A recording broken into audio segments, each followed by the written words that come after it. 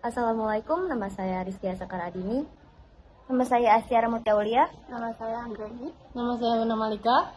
Saya Arif Firdaus. Nama saya Fahri Ahmad Sayuredi. Nama saya Dafar Tadi Putra. Nama saya Tadi Fabel Fayoga. Nama saya Reski Febriansyah. Kami dari kelompok Bolshevik. Revolusi Rusia merupakan sebuah gerakan politik Rusia yang bertujuan untuk menggulingkan pemerintahan Tsar Rusia yang diktator. Dibagi menjadi dua fase, yaitu latar belakang revolusi Rusia akan dijelaskan oleh Fahri. Baik, saya akan menjelaskan latar belakang dari revolusi Rusia. Pada masa pemerintahan Nicholas II, Rusia merupakan sebuah kerajaan dengan sistem yang tidak demokratis yang memerintah dengan tangan besi.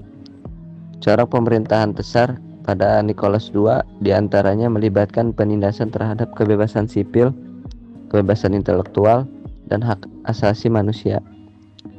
Banyak masyarakat mengeluhkan kesenjangan strata ekonomi dan stratifikasi kelas sosial mereka yang akhirnya membawa puncak kemuakan terhadap kaum borjuis yang selalu mempertahankan dirinya dalam kemewahan dengan semena-mena, mengorbankan tenaga kerja tak terbatas dengan upah yang sangat sedikit milik kaum buruh dan petani miskin dengan populasi kaum pekerja mencapai 80% dari total penduduk. Karena alasan ini, kelas pekerja adalah kekuatan utama untuk perubahan sosial. Dalam jumlah yang terus bertambah, pekerja berusaha untuk mengorganisir serikat pekerja untuk memenangkan kondisi yang lebih baik. Sebenarnya apa sih awal mula dari revolusi Rusia? Mari kita simak. Setelah Rusia kalah perang dengan Jepang karena mencoba merebut Port Arthur di Tanjung Leodong, rakyat Rusia protes kepada Tsar di Winter Palace pada tahun 1905. Padahal mereka datang ke istana musim dingin itu buat protes baik-baik, tapi tiba-tiba para tentara yang berjaga di situ malah menembaki para rakyat. Peristiwa ini disebut sebagai tragedi Minggu Berdarah. Akhirnya, pemerintah berupaya untuk melakukan reformasi ekonomi dan politik.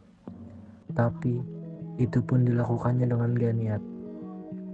Misalnya, mereka bikin parlemen Duma, tapi mereka nggak punya undang-undang atau kebijakan yang berarti.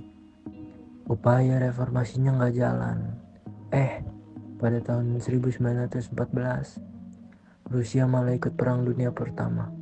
Akhirnya, pada tahun 1917, udah nggak bisa didiemin lagi nih. Dimulailah pergerakan revolusi yang sebenarnya.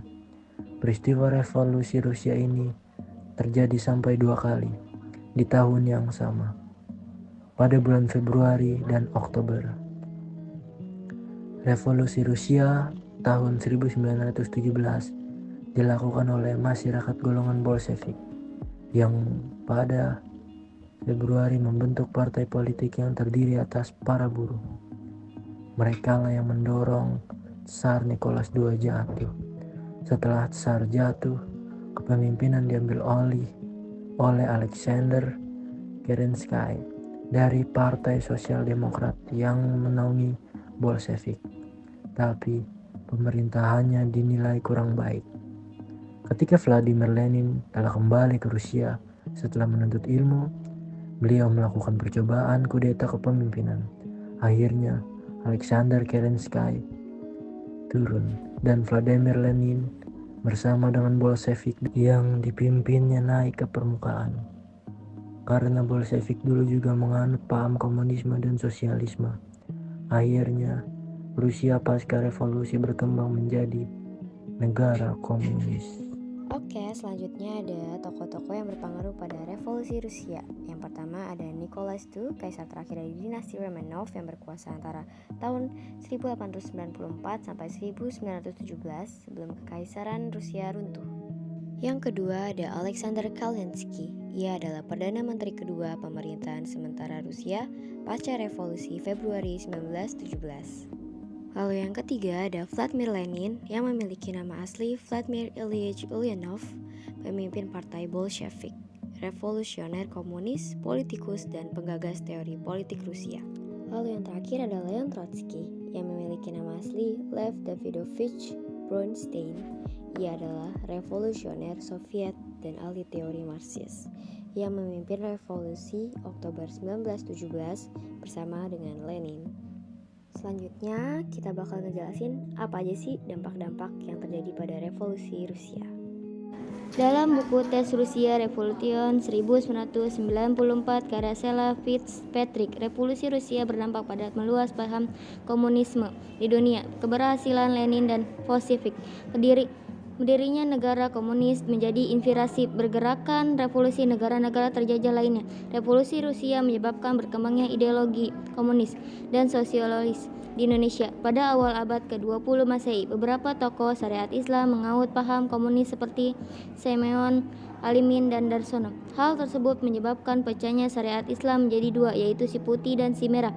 Si merah lalu berkembang menjadi Partai Komunis di Indonesia pada tahun 1924.